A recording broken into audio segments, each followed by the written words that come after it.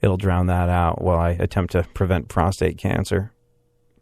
Anyways, men spend 5.5 total months shaving. Women spend 1 month. However, men spend a total of 1 month on body hair removal, mowing the old lawn the way Funkhauser does. Women spend just 3 months. Women spend longer on getting their hair cut and getting their hair styled. 10.5 total months versus 5 months. Women also spend just 1 month taking care of their nails. But men spend 27 days. We're not shellacking it. We're not wearing anything on our nails. Yet we spend almost as much time taking care of our nails as women do. When you add it all up, basically I've thrown a lot of facts and figures at you, but when you add it all up, men spend a total of 4.5 years of their lives on their appearance. Women just spend 3.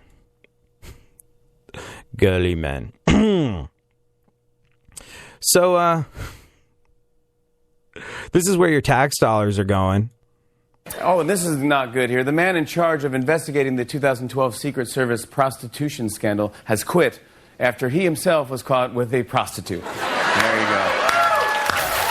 Which explains why President Obama just appointed an irony czar. That's right, David Nealon, the man investigating the Secret Service prostitution scandal, was caught with a prostitute, so I guess this story doesn't have a happy ending. Well, it did, but it did, but it doesn't. Yeah, just got screwed. He got screwed. Yeah, he paid for it. So yeah, he paying for it. The whole thing just blows. The whole thing. Speaking of things that blow, the family of a 17-year-old boy that got oral sex from a 22-year-old teacher wants to get paid. His family has sued the D.C. Public Charter School Board for $11 million. Basically, if you're not familiar with the story, the family says the substitute teacher made malicious sexual contact with a teen. The 17-year-old kid said he flirted with the teacher, got her phone number, and texted her to ask if she was, quote-unquote, kinky. According to documents, the two met up in her classroom where she allegedly performed oral sex on him. And, well, the alleged part, it's not very alleged. I mean, you know, we're still in the legal... We're still in the legal part of the whole situation, so you can't really say anything other than alleged. But he recorded the sex act and shared the video with teammates and friends. He was on a football team. Teen's mom filed an $11 million lawsuit against the D.C. Public Charter School Board. The court-appointed receiver and custodian of Options Public Charter School, this guy Joshua Kern, and personnel there, it's the private Delaware company that initially hired the substitute teacher.